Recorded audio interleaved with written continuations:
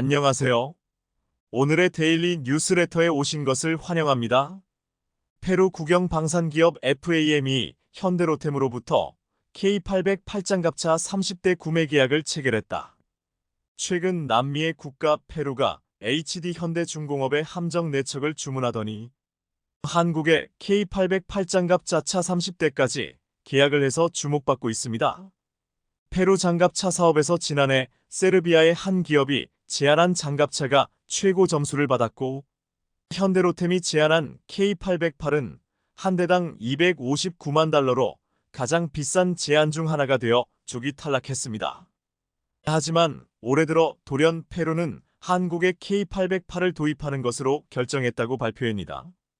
K808 장갑차가 대당 259만 달러로 30대를 도입하면 1071억에 해당하는 금액입니다. 무엇보다 페루가 HD 현대와 계약한 함정의 규모는 4억 6,290만 달러 6,240억 원로 한국이 중남미에 방산 수출을 시작한 지 70년 역사상 역대 최대액이었습니다. 또한 여기에서 그치는 것이 아니라 15년간 페루 정부 및 해군과 전략적 파트너 지위를 확보해 향후 페루 해군이 발주할 예정인 호위함 5척, 원해 경비함 3척, 상륙함 2척 등 후속 함정 사업에 대해서도 우선 협상 대상자 지위를 확보하게 되어 추가 수주도 기대하고 있습니다. 그런데 페루가 이렇게 급히 한국의 함정을 역대 최고액으로 계약하고 비싼 장갑차까지 도입하는 데는 아주 중요한 이유가 있다고 했습니다. 최근 국경을 맞대고 있는 에콰도르가 한국의 함정을 무상으로 받기로 계약했습니다. 한국 부산 앞바다를 지키던 3,000톤 T급 해양경찰청 3,001함은 1994년 부산해경에 배치되어 올해 3월까지 우리 해역 수호 임무를 30여 년간 성공적으로 완수하고 퇴역했습니다.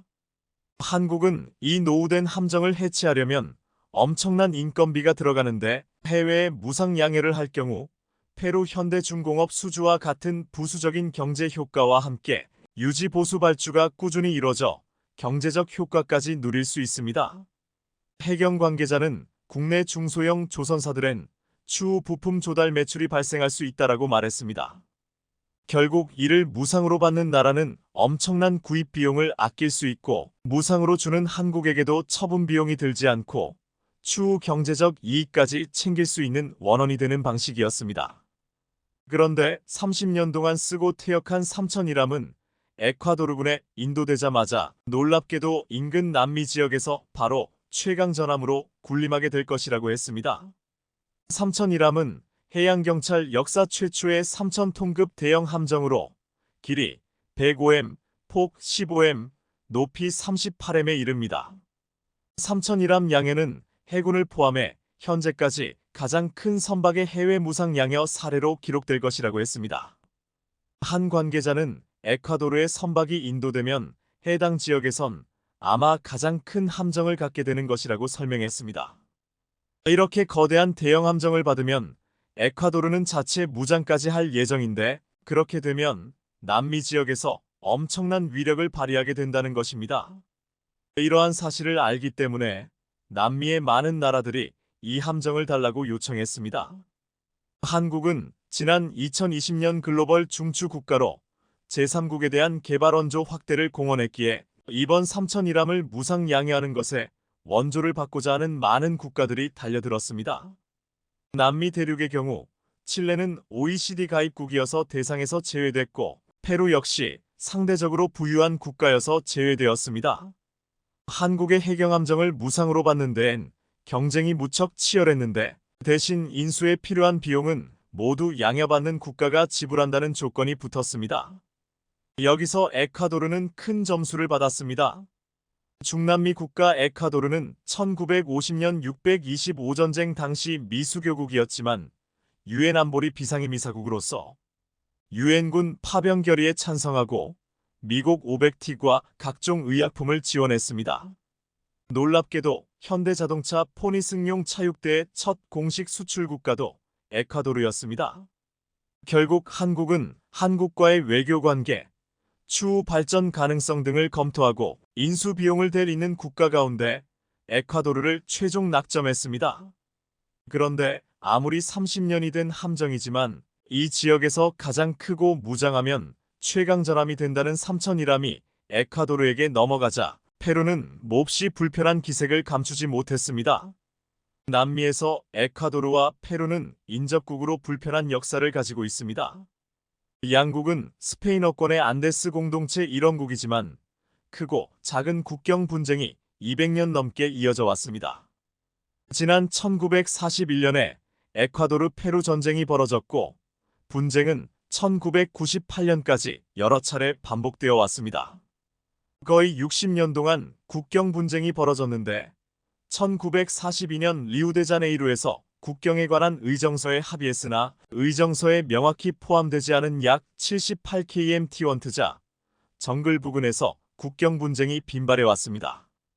41년, 81년, 95년엔 분쟁이 전면적으로 확대되기도 했습니다. 최근까지도 양국 국민들 사이의 감정은 최악으로 흘러가고 있는데 지난 2017년에는 페루가 에콰도르의 접경 지역에 장벽을 세우자 갈등이 시작됐습니다. 또한 코로나 당시엔 에콰도르의 환자가 늘어나자 페루가 국경을 봉쇄해 에콰도르의 반발을 사기도 했습니다. 삼천이람의 에콰도르 무상양연은 남미 북서 지역 내에선 큰 파장을 일으켰고 페루에게는 비상 상황처럼 느껴지게 만들었습니다. 페루의 입장에서는 오랫동안 국경 분쟁을 벌여왔고 최근에 감정이 악화된 상황에서 경제적으로 자신들보다 못하다는 이유로 거대한 한국산 함정을 에콰도르가 받아왔습니다. 또한 삼천이람은 한국의 해양경찰청에서 쓰는 경비 함정이지만 에콰도르에서는 경찰청장이나 해경청장이 아니라 국방부 장관이 이를 계약하기 위해 왔습니다. 에콰도르에서는 해경이 해군 소속으로 되어 있어 앞으로 삼천이람은 국경을 지키는 경비함정의 수준이 아니라 다른 국가들과 분쟁이나 전쟁이 벌어질 때 전투함으로 쓰일 수 있다고 보고 있습니다. 지난 25일 에콰도르 로프레도 국방부 장관은 방한해 해양경찰청에서 3,000톤급 함정 양해를 위한 약정서 서명을 마쳤습니다. 그는 서명 후 삼천이람이 에콰도르 해군에 배치되면 해양에서의 국방 치안 안전 분야에서 획기적인 기여를 할 거라 본다며 자국 해역을 연평균 60여 척 통항하는 한국 국적 선박에 유사 상황이 발생하면 신속히 대응할 것이라고 말해주었습니다. 이런 상황이 되자 뿌리난 페루는 에콰도르에 무상양해된 삼천이람을 만든 한국의 HD현대중공업과 사상 최대 규모의 특수선 발주 계약을 맺었습니다. 공교롭게도 페루가 현대중공업에 발주한 군함중 호위함이 3,400톤급으로 삼천이람에 비해 만재 배수량 기준 400톤가량이 큽니다. 에콰도르보다 잘 사는 페루는 내 돈으로 살 테니 에콰도르가 무상으로 받은 함정보다 더 큰 함정을 주문해버린 것입니다. 페루 함정 사업은 3,400톤급 호위함 한 척, 2,200톤급 원해경비함 한 척 및 1,400톤급 상륙함 두 척을 페루 국영 시마 조선소에서 건조하는 방식입니다. HD 현대중공업은 시마 조선소와 협력해 오는 2030년까지 이들 함정을 순차적으로 페루 해군에 인도할 계획이라고 했습니다. 이번에 에콰도르에 공여한 삼천이람은 HD 현대중공업이 페루에 수주한 3,400톤급 호위함이 나오기 전까지만 최강전함의 지위를 누릴 수 있다고 했습니다. 삼천이람은 한국에서 30여 년 동안 큰 역할을 해왔습니다. 지난 1996년에는 페스카마 15호에서 선상 반란이 일어났을 때 출항해 법인들을 국내로 압송했고 지난 2005년에는 부산 기장군 대변항 바다에서 조업하던 신풍호가 일본 배타적 경제 수역 이지를 침범해 납포될 위기에 처했을 때도 투입됐습니다. 당시 신풍호를 사이에 두고 일본 순시선 7척과 삼천이람 등 국내 경비정 6척이 대치했는데 삼천이람은 한국 선원 9명을 모두 구조했습니다. 지난 2019년에는 울산 연포부두 내 석유 제품 운반선에 화재가 발생됐을 때도 동원돼 불길을 완전히 진압하기도 했습니다. 이렇게 큰 공을 세운 삼천이람이 이제는 에콰도르에게 인도되어 그 지역에도 큰 역할을 해낼 것으로 기대하고 있습니다. 한국은 페루, 에콰도르 두 나라 모두와 원만한 외교 관계를 가지고 있기에 에콰도르에게는 개발 원조라는 이름하에 경비 함정을 무상으로 주고 페루에게는 군함과 장갑차 등 필요한 무기를 수출하고 있습니다. 한국의 방사는 이 두 나라를 비롯해 수많은 중남미 나라들에게서 러브콜을 받고 있는데 군함과 장갑차를 비롯해 최근에는 FA-50 전투기를 수출을 바라보고 있습니다. 한국은 중남미 나라들에게 퇴역하는 군함을 무상으로 계속 제공하고 있는데 앞으로 최소 100년간 대한민국의 안보를 뒤흔들 엄청난 사건이 휘몰아치고 있습니다. 우크라이나 전쟁으로 국제 정세가 혼란스러운 가운데 북한까지 핵 공격함을 반드시 보유하겠다고 선전포고를 하는 등 위협이 증가하고 있는데요. 그런데 이러는 와중에 프랑스가 브라질의 핵잠수함 개발을 도와주겠다고 폭탄 선언하며 또 한 번 발칵 뒤집어졌습니다. 그래서 최근 한국에서도 핵잠수함 논의가 재점화되며 뜨거운 감자로 떠올랐다고 합니다. 잠수함 수출 강국 프랑스가 최근 브라질에게 핵추진 잠수함 기술 개발 지원 의사를 밝히면서 전운이 감돌고 있습니다. 주요 외신에 따르면 지난달 브라질을 국빈 방문한 마크롱 프랑스 대통령은 모든 핵 확산 방지 방침을 완벽하게 존중한다면서도 브라질이 원한다면 프랑스는 핵잠수함 개발에 도움을 줄 것이라고 밝혔습니다. 브라질 정부는 2037년까지 6,000티급 핵잠수함 건조를 추진 중인데 브라질이 핵잠을 건조하면 유엔 안전보장이사회 상임이사국 5개국을 제외한 국가 중 최초가 될 전망입니다. 상황이 이렇게 돌아가면서 한국에서도 핵잠수함 필요성이 더욱더 언급되고 있는 중인데요. 브라질 말고도 다른 여러 국가에서도 본격적으로 핵잠에 대한 논의가 다시 급물살을 탈 수 있어 우리도 빠르게 대응해야 하기 때문입니다. 사실 핵잠수함은 대한민국의 지정학적 위치와 여러 안보 상황을 고려하면 우리에게 꼭 필요한 무기체계로 꼽히고 있습니다. 실제로 지난 2월 북한은 핵무인 수중 공격정 폭발 시험과 전략 순항미사일 핵탄두모의 공중폭발 테스트를 진행하는 등 최근 들어 해군의 핵무장 강화에 더 신경 쓰고 있는 분위기인데요. 앞서 북한은 궁극적으로 핵추진 잠수함에 SLBM과 SLCM을 탑재해 한국은 물론 미국과 일본 본토를 겨냥하겠다고 선전포고를 하기도 했습니다. 아직까지는 북한이 이를 기술적으로 구현하는 데 있어 여러 가지 어려움이 있지만 마냥 안심할 수만은 방산업계에 따르면 북한 해군의 수상 전투함정은 740여 척, 잠수함은 76척으로 우리 해군이 수상 전투함정 140여 척과 잠수함 21척에 비해 수적으로 우세합니다. 그럼에도 불구하고 그동안 우리 군은 이런 수적 열세를 월등한 성능으로 극복하겠다는 전략으로 대응했고 그 전략이 먹혀 들어갔습니다. 하지만 북한이 머지않아 핵추진 잠수함에 SLBM과 SLCM을 싣고 핵 어뢰까지 개발한다면 상황은 완전히 달라지게 됩니다. 그렇다면 미래의 북한 해군이 보유하게 될 SLBM과 SLCM에 대해 우리는 어떻게 대응해야 하는 걸까요? 바로 그 정답은 이미 예상하고 계시겠지만 우리도 핵추진 잠수함을 개발해야 한다는 것입니다. 실제로 북한의 SLBM과 SLCM에 대응하기 위해서는 우선 적의 도발을 핵잠수함으로 우리가 먼저 감지해야 합니다. 이런 임무를 수행하기 위해서는 반드시 은밀성과 기동성이 출중한 핵추진 잠수함을 확보해야 하는 겁니다. 그런데 사실 탄도미사일은 우리가 북한보다 6년이나 먼저 개발했었습니다. 실제로 앞서 ADD는 1978년 사거리 200km 단거리 탄도미사일 개발에 성공했고 북한은 1984년 스커드 B 탄도미사일 개발 시험 발사에 성공했습니다. 하지만 대한민국의 핵잠 보유의 최대 관건인 핵연료의 안정적 확보가 미국의 동의 없이는 불가능한 상황이라 적극적으로 나서지 못했던 상황이었습니다. 상황이 이러자 우리 군 안팎에서는 미국 의존도가 높은 안보 전략을 대폭 수정하고 자주국방의 토대를 마련해야 한다는 의견이 계속해서 나왔었습니다. 특히나 미국에서도 꾸준히 한미주둔 방위비를 올려달라는 이야기가 나오는 등 시간이 갈수록 국방비에 큰 부담으로 다가오자 우리 스스로 안보를 책임져야 할 때가 됐다는 주장이 나옵니다.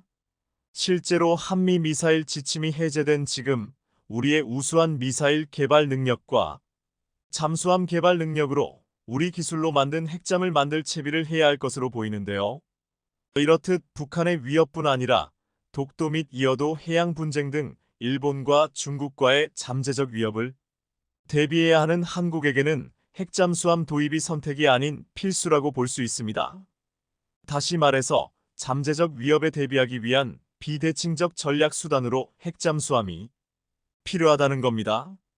잘 알고 계시겠지만 현재 대한민국은 일본과는 독도를 둘러싼 영유권 문제로 갈등이 지속되고 있고 중국과는 해양경 계획적 문제가 해결되지 않아 이어도 관할권 문제와 같은 갈등이 격화될 가능성이 있습니다.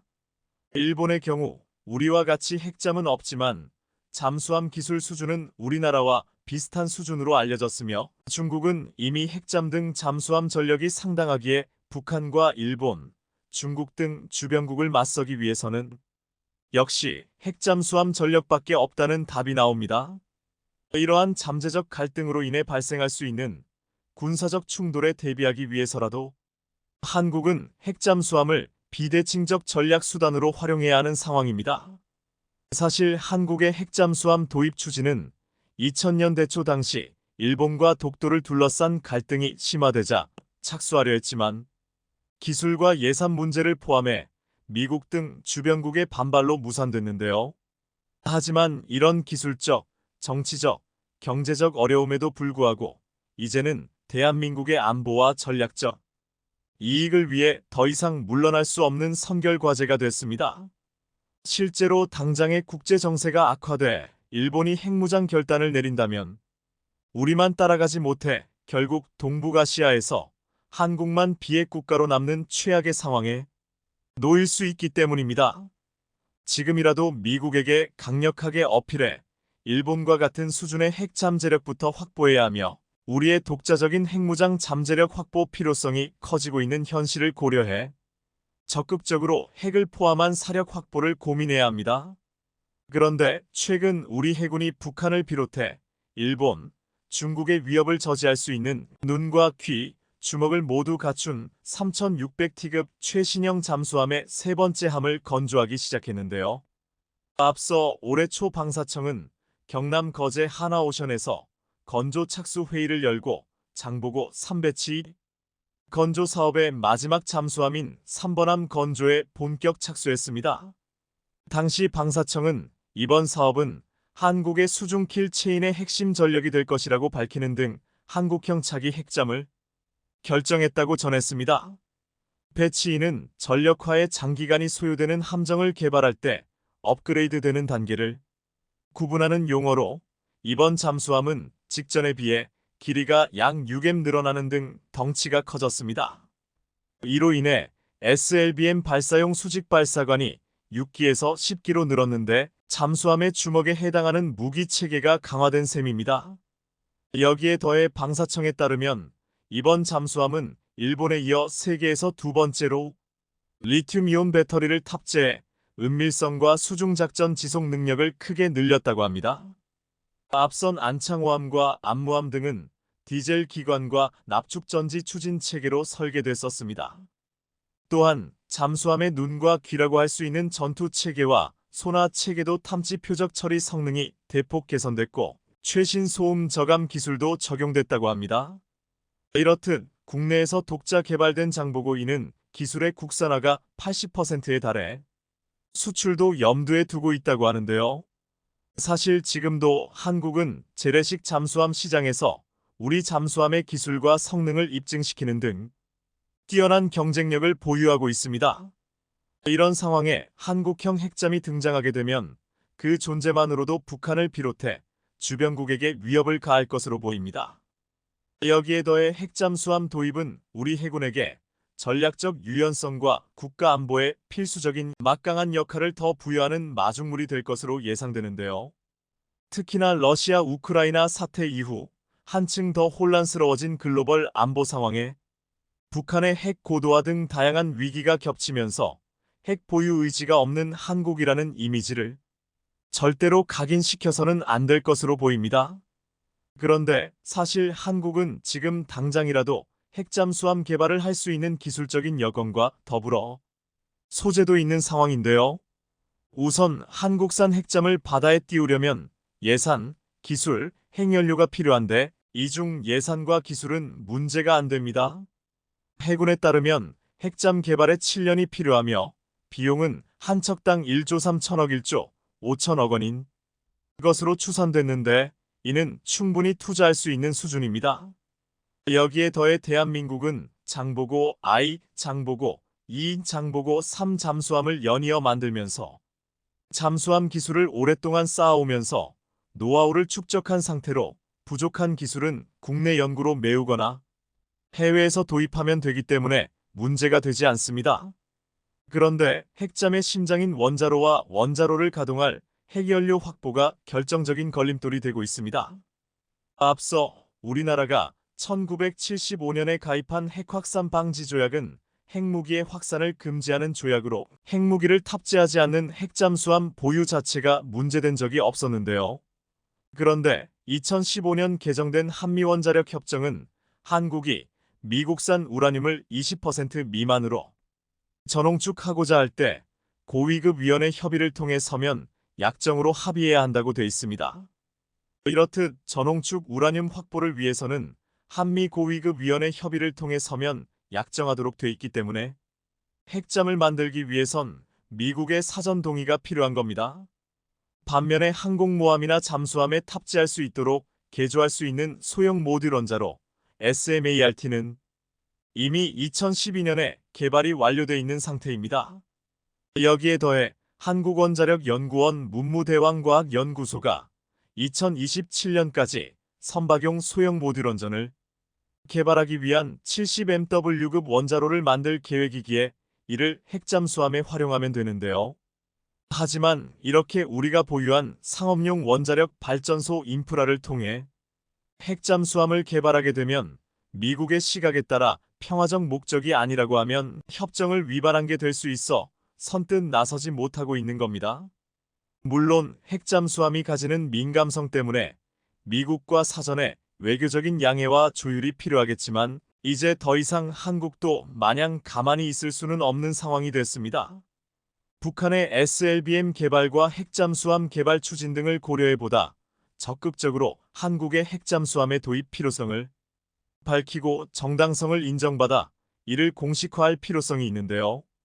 이렇게 해야만 핵연료 확보와 사용에 관한 문제를 해결할 수 있을 것으로 보이며 한국형 핵잠을 개발하는 골든타임을 놓치지 않을 것 같습니다.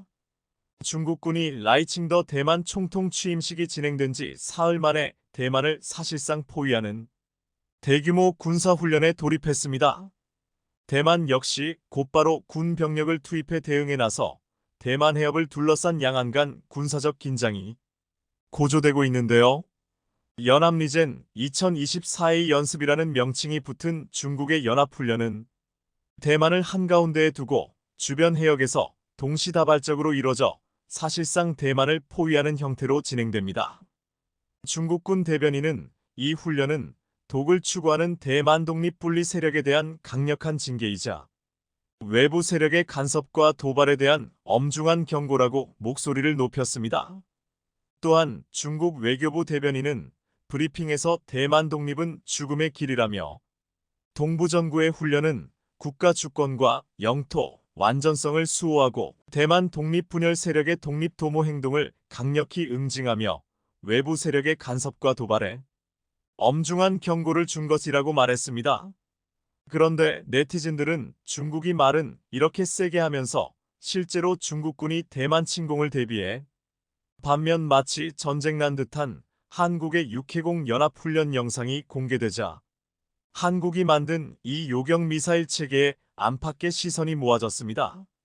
대체 어떤 요격 미사일인지 중국이 조롱받고 있는 훈련 영상은 어떤 것인지 알아보겠습니다. 중국이 대만 주변을 포위하는 대규모 군사훈련에 나선 것은 라이 당시 대만 부총통이 미국을 방문했던 지난해 8월 이후 약 9개월 만입니다. 당시 중국군은 라이 부총통의 미국 방문 후 귀국에 맞춰 육해 공군을 총동원한 훈련을 통해 군사적 압박 수위를 높였습니다. 그리고 이제 친미 독립 성향의 라이칭더 대만 신임 총통이 취임하자 중국은 총통 취임 사흘 만에 사실상의 대만 포위 군사훈련을 진행했습니다.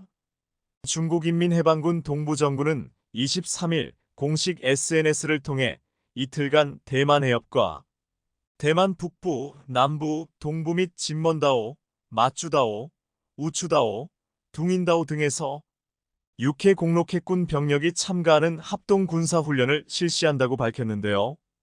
그런데 중국이 공개한 훈련 영상을 보면 말로만 대만 침공을 준비한다며 대만 주변의 함정을 파견해 둘러싸기만 했지 실제 훈련에서 보여준 건 아무것도 없었습니다.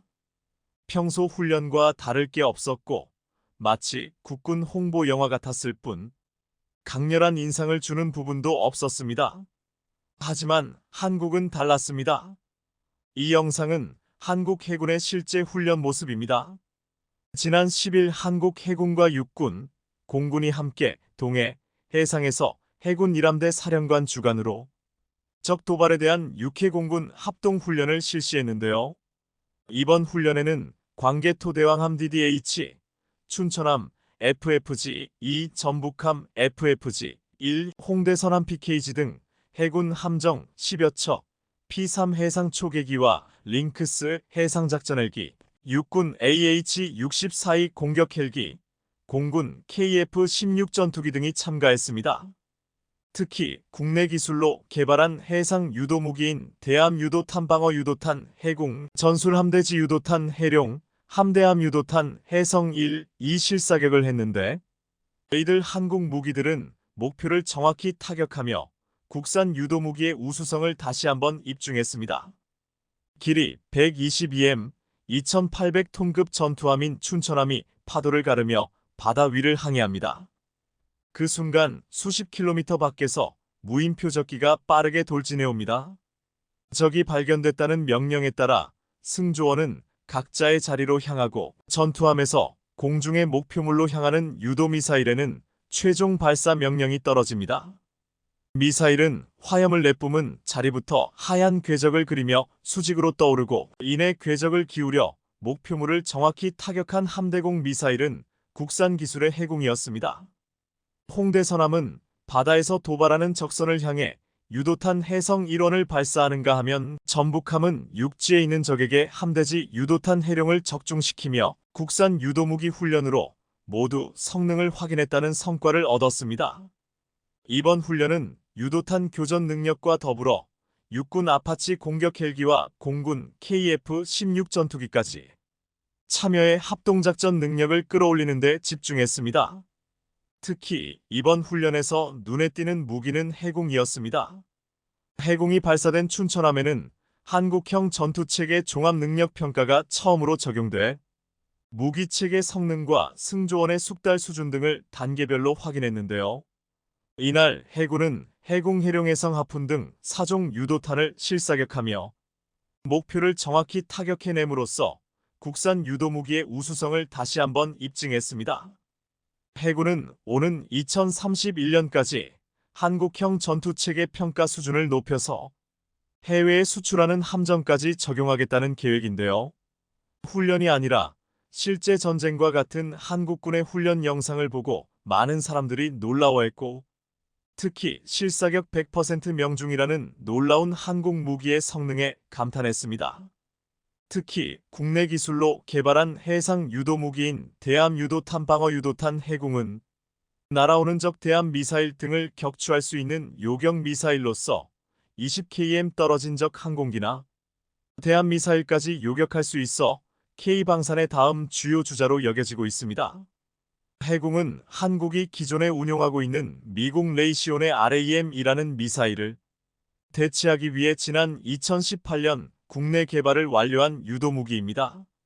2023년 국방기술품 질원이 국산 함대공 요격미사일 해공이 첫 품질 인증 사격 시험 발사 및 요격 성공 영상을 공개했을 때 많은 사람들이 입을 다물지 못했습니다. 당시 해상 유도무기 해공은 미사일을 시험 발사의 표적에 모두 명중하는데 성공했는데 그냥 명중시킨 게 아니라 해군 신형 호위함 대구함에서 수직으로 발사된 직후 90도로 방향을 틀어 낮게 날아오고 있는 표적을 명중시켰던 것입니다. 영상을 본 일부 네티즌들은 발사 직후 수직으로 꺾어져 요격하는 모습이 놀랍다는 반응이 이어졌습니다. 해공은 적 고기동 대함미사일을 요격하기 위해 측추력기를 활용한 급속한 방향 전환이 가능한 유도무기입니다. 측추력기는 천공이 국산 요격 미사일 등에도 장착돼 있으며 러시아 기술을 활용한 것으로 알려져 있습니다. 수년 전 러시아의 이스칸데르 K 순항 미사일이 발사 직후 90도로 급격한 방향 전환을 한 뒤 비행하는 영상이 공개돼 온라인에서 화제가 됐는데 이제 한국이 그런 요격 미사일 체계를 갖게 된 것입니다. 해공은 2011년부터 2018년까지 1617억 원을 투입해 국방과학연구소 ADD와 LIGNX1 등이 개발했습니다. 길이 3.08m로 한 발당 가격은 10억가량입니다. 함정에 한국 형수직 발사기 KVLS에 4발씩 탑재됩니다. 해공은 음속의 2배에 달하는 속도로 최대 20km 떨어진 적 항공기나 대함 순항미사일 등을 격추할 수 있으며 대함미사일은 물론 마하이급의 초음속 대함미사일도 요격할 수 있는 것으로 알려져 있는데요. 해공이 초음속 대함미사일까지 요격할 수 있는 것은 이중 탐색기 등 정밀한 유도장치 덕분입니다. 해공은 무선 주파수 RF, 열 영상 IIR 탐색기가 함께 장착돼 있는데 무선 주파수 탐색기는 미사일 앞부분, IIR 탐색기는 미사일 앞쪽 측면에 부착돼 있습니다. 특히 밀리미터파 레이더 센서 기술을 활용해 적 미사일 탄두부를 근거리에서 정확히 식별, 직접 요격, 히트킬도 가능합니다. 해공은 수도권을 위협하는 북장사정포 요격을 위해 개발 중인 한국형 아이언돔, LAMD로 엘터투드, 미설 디펜스 체계 미사일로도 활용되고 있는데요. 북장사정포 요격 체계 LAMD 요격 미사일은 해공 미사일의 탐색기를 간소화하는 형태로 교체해 가격을 낮추면서도 표적 탐지 능력은 높인 해공 개량형인 것으로 알려져 있습니다. 해공은 2021년부터 대구함과 마라도함 등에 배치된 이후 신형 호위함, 차기 한국형 구축함 KDDX 등에 배치될 예정인데요. LIGNX1은 말레이시아에서 열리는 방산 전시회 디펜스 서버서즈 에이저 2024에 참가해 중거리 지대공 유도무기 천공이 함대공 유도무기 해공, 휴대용 지대공 유도무기 신공 대전차 유도무기 현공 등 주력 유도무기와 첨단 대포병 레이더 체계를 선보일 예정입니다. 특히 이번에 한국은 말레이시아가 자국의 국방력 강화 전략에 따라 깊은 관심을 보이는 천공이와 해공 프로모션에 집중할 계획인데요. 천공이는 아랍에미리트, 사우디아라비아 등 중동 주요국에 연이어 수출되며 가격 대비 우수한 성능을 검증받은 바 있고 해공은 현재 말레이시아를 비롯해 방글라데시, 싱가포르에 수출을 추진 중입니다. 특히 말레이시아의 경우 작년에 함정 장착 가능성에 대해 검토를 마쳤습니다. 경쟁 상대는 티르키예인데요. 한국 해공이 유도무기의 정확성 등 기술 수준에서 티르키예보다 우위에 있고 아시아에서 실전 운용 경험도 있기 때문에 한국이 비교 우위를 가지고 있다고 평가됩니다. 초음속으로 날아와 목표물을 정확히 맞추는 첨단 전투기는 현대전쟁에서 전쟁의 승패를 가르는 핵심 전력이자 최첨단 기술의 집약체라고 할 수 있습니다. 한국에도 그런 전투기가 있습니다. 해외 기업과 협업하지 않고 국내 기술로 독자 개발한 전투기인 KF-21은 얼마 전 초음속 시험 비행을 마치고 2026년 본격적인 양산에 들어갈 예정입니다. 하지만 한국이 이 전투기를 수출하려면 미국의 승인을 받아야 합니다. KF-21의 엔진은 한국이 미국 제너럴 일렉트릭의 엔진 설계 도면을 받아 면허 생산을 한 것이기 때문입니다. 지금까지 우리는 항공 엔진을 독자 설계, 생산할 기술이 없었습니다. 항공 엔진 기술이 유출되면 그 차제로 국가 안보와 직결되기에 자체적으로 항공 엔진 기술을 갖고 있는 나라들은 행여나 이 독점적 기술이 유출될까 기술 유출에 대해 철통 방어를 하고 있습니다. 그런데 한국이 KF-21 차세대 전투기에 국산 엔진을 탑재하기 위해 항공 엔진 독자 개발 나섰습니다. 이 소식을 들은 중국은 깜짝 놀라며 한국을 예의주시하고 있는데요. 중국은 왜 이렇게 항공 엔진 기술 국산화에 예민하게 구는 것일까요? 항공 엔진 분야에서 어디까지 와 있는 것일까요? 오늘은 이 소식 자세히 전해드립니다. 항공 엔진 기술은 막대한 경제적 가치를 지닌 그야말로 공학 계열에서도 가장 어려운 기술에 속합니다. 수천에 달하는 기체를 중력을 거슬러서 하늘로 날려보내야 하며 음속을 넘어서는 속도로 비행 가능한 속력을 내야 하기 때문입니다. 이런 엔진을 만들기 위해서는 1500도 이상의 고온, 엄청난 압력을 버티면서 수천 시간에서 수만 시간을 비행할 수 있는 내구성까지 갖춘 소재 기술이 필요합니다. 물론 내부 구조도 복잡하고 1500개에 이르는 부품 조립도 쉽지 않습니다. 이렇게 어려운 기술이기 때문에 현재 전 세계에서 자체 개발 전투기에 자체 개발 항공 엔진을 장착할 수 있는 나라는 미국, 러시아, 중국, 프랑스, 네 나라뿐입니다. 즉, 1, 2차 대전의 승전국들만이 항공 엔진 기술을 갖고 있는 것입니다. 현재 글로벌 항공 엔진 시장의 90%를 미국과 영국 계열의 회사들이 장악하고 있습니다. 이 독점적 지위를 얻기 위해 인도는 항공 엔진 기술까지 국산화하려고 그렇게 노력했지만 결국 핵심 장비와 인프라 부족으로 미국으로부터 기술을 이전받는 형태로 항공 엔진 국산화 사업을 마무리하게 됐습니다. 그럼 중국은 어디까지 와 있을까요? 중국은 자신들이 개발한 전투기 J-22, 미국 로키드 마틴의 F-22, F-35와 비교할 수 없는 5세대 전투기라고 자랑해 왔습니다. 하지만 J-20에는 치명적인 문제가 있는데 바로 제트 엔진의 문제였습니다. 중국의 J-20은 처음에는 러시아의 수호이 27 전투기에 들어가는 AL-31F 엔진을 탑재했다가 이 러시아제 엔진을 보고 또 보고 연구한 끝에 자신들이 무려 20년에 걸쳐 자체 개발했다고 자랑하는 항공 엔진 WS-15로 교체했습니다. 즉, 러시아 항공기를 뜯어다가 역설계하는 방식으로 항공 엔진 기술을 습득한 것입니다. 하지만 어찌된 일인지 중국이 개발했다는 항공 엔진 WS-15는 신뢰를 얻지 못하고 있습니다. 가장 큰 문제는 무거운 J-20을 감당할 만한 추진력을 갖추지 못했다는 점입니다. 결국 중국은 러시아제 수호이 57에 들어가는 엔진을 수입하려고 했지만 중국이 또 뜯어서 복제할 것을 우려한 러시아의 겁으로 수입하지 못했습니다. 할 수 없이 중국은 자체 개발 엔진 WS-15를 J-20에 탑재하고 시험 테스트를 여러 차례 하고 있지만 얼마 전 지역 주민들이 올린 영상을 보면 J-20에서 나는 굉음 소리가 너무 시끄럽고 크다는 반응들이었습니다. 첨단 기술의 집약체인 항공 엔진을 만들 수 있는 나라는 세계에서 손꼽을 정도에 불과할 정도로 어려운 일인데 중국이 20년 만에 국산 항공 엔진을 만들었다는 소리에 서방 국가들은 반신반의했었는데요. 역시나 중국의 자체 개발 엔진은 엔진 시장에 내놓기에는 아직까지 무리가 많아 보입니다. 그런데 중국은 몸이 달았습니다. 빨리 항공 엔진을 자체 개발해야 하는데 일이 진척이 안 되니까 말입니다.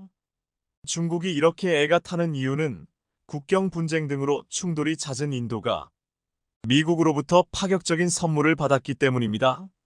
모디 인도 총리가 미국을 국빈 방문했을 때 조 바이든 대통령은 모디 총리와 정상회담을 갖고 인도가 그렇게 바라던 큰 선물을 안겨주었습니다. 바로 제너럴 일렉트릭 GE의 F-414 전투기 엔진을 인도에서 공동 생산하고 심지어 핵심 기술까지 이전하기로 합의한 것이었습니다. 이 합의야말로 중국에게는 정말이지 뼈아픈 대목이었습니다. 중국은 20여 년 동안 전투기 엔진 개발에 매달려왔지만 자체 기술이 없다 보니 러시아 엔진을 뜯어보고 베끼는 식으로 개발을 해왔는데 만족할 만한 성능을 내지 못하고 있었습니다. 그런데 인도는 중국이 20년 이상 공들여 쌓은 기술을 미국으로부터 한 방에 이전받게 된 겁니다. 더 큰 고민은 미국이 동맹국에만 팔아온 F-35 스텔스 전투기를 인도에 제공할 수도 있다는 점이었습니다. 국경 분쟁으로 사사건건 대립하는 인도가 만일 F-35를 확보한다면 가장 우려하는 나라는 중국일 수밖에 없습니다. 그래서 미국이 인도에게 동맹국들에게만 제공하는 항공 엔진 기술을 건네준 것입니다. 인도도 1980년대부터 카벨이라는 자체 엔진 개발에 매달려 왔습니다. 해외의 엔진 공급을 의존하면 정치적 상황에 따라 엔진 조달에 어려움을 겪을 수 있다는 판단을 한 거죠. 하지만 기술과 예산 부족으로 터빈 블레이드, 컴프레셔 등 핵심 부품 개발에 번번이 실패했다고 합니다. 결국 2015년 도입한 자체 개발 경전투기 테자스에는 제너럴 일렉트릭의 F404 엔진을 장착했죠. 2027년 초도 비행을 목표로 개발 중인 중형 전투기 테자스 MKE에도 GE의 F414 엔진을 탑재하기로 했습니다. 이번에 공동 생산에 합의한 엔진이 바로 이 F414 엔진입니다. 인도는 2021년 F414 엔진 99기를 7억 1,600만 달러에 구매하는 계약을 체결했습니다. 이번에 미국과 인도가 인도에서 공동 생산하기로 한 것이 바로 이 엔진입니다.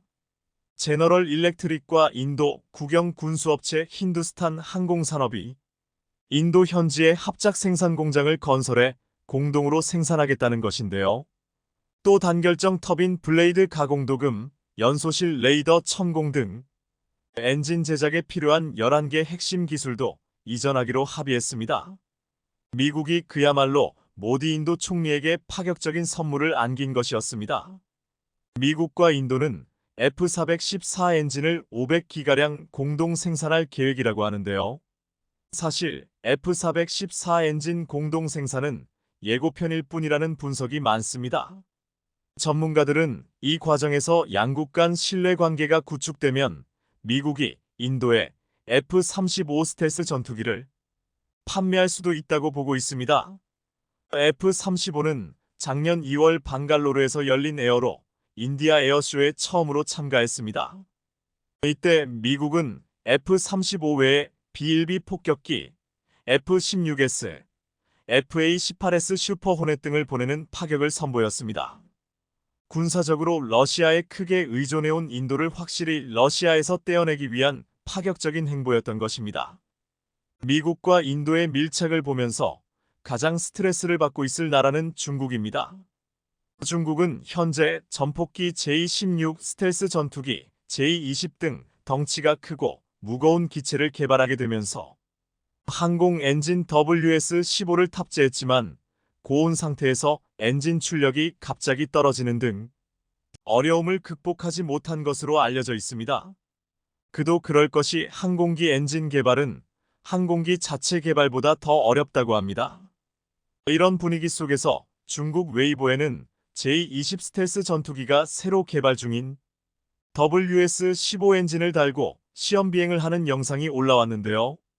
중국군이 미국과 인도의 전투기 엔진 공동 생산 합의에 맞불을 놓은 것으로 시험 비행 영상을 공개한 건 자기들도 여러 가지 문제를 자체적으로 해결했다는 점을 과시하려는 목적이었습니다. 하지만 아직은 갈 길이 멀어 보입니다. 중국 CCTV 군사평론가인 숭중핑은 한 인터뷰에서 WS-15는 비행시간이 50만 시간 이상인 F-119와 아직 큰 격차가 있다. 이제 시험에 성공한 것으로 대량 생산까지는 많은 테스트와 개량 작업을 거쳐야 한다고 지적했습니다. 이렇게 인도는 막대한 개발 비용과 인프라 부족에 결국 손을 들고 미국으로부터 기술을 이전받기로 했고, 중국은 도와주는 나라가 없으니 20년이나 수많은 돈을 들였지만 여전히 많은 문제를 해결하지 못하면서도 항공 엔진 기술 국산화에 목을 메고 있습니다. 세계는 왜 이렇게 항공 엔진 기술 국산화에 대규모 투자를 하며 이 기술을 가지려고 애를 쓰는 것일까요? 첫째, 자체 개발 전투기에 자체 개발 항공 엔진을 탑재할 수 있다면 우리는 그 누구의 승인을 보지 않고 수출할 수 있으며 이를 통해 막대한 부를 창출할 수 있기 때문입니다. 한국이 만일 자체 항공 엔진을 개발해 글로벌 시장의 1%만 차지해도 앞으로 20년간 무려 9조 4천억 원 이상의 부가가치를 창출할 수 있을 정도로 이 시장은 막강합니다. 둘째, 우리나라 국방의 독립성이 강화되기 때문입니다. 그 누구의 눈치를 보지 않아도 되는 것입니다. 그래서 한국도 한국산 전투기의 심장에 국산 항공 엔진을 탑재하기 위해 독자 개발 나섰습니다. 항공 엔진 독자 개발 프로젝트의 맨 선두에는 한화에어로스페이스가 있습니다. 최근 한화에어로스페이스가 45년 만에 누적 기준 엔진 1만 대 생산을 달성했습니다. 얼마 전 한화는 공군 KF-21에 탑재되는 F-414 엔진 생산을 위한 스마트 엔진 공장 착공식도 진행했습니다. 내년까지 400억 원을 들여 5,000평 규모로 조성되는 이 공장은 IT 기반 품질 관리와 물류 시스템을 갖출 예정입니다.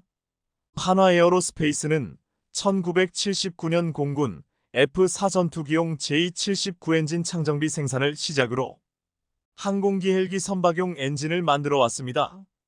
제너럴 일렉트릭의 항공 엔진 면허 생산을 넘어 이들 업체의 부품까지 공급하는 회사로 성장했고 유도미사일, 보조동력장치 APU 등 소형 엔진의 경우 1800대 이상을 독자 개발해 생산하는 회사로 발돋움했습니다.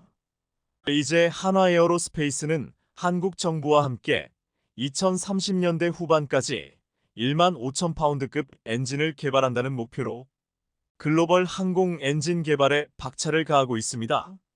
한국이 독자 개발의 꿈을 꾸는 이유는 향후 스텔스 기능을 탑재할 KF-21 블록블라크 3 모델 등 5세대 전투기와 인공지능 AI 기술과 무인 운용 기반의 6세대 전투기 시대에 대비하기 위해서입니다.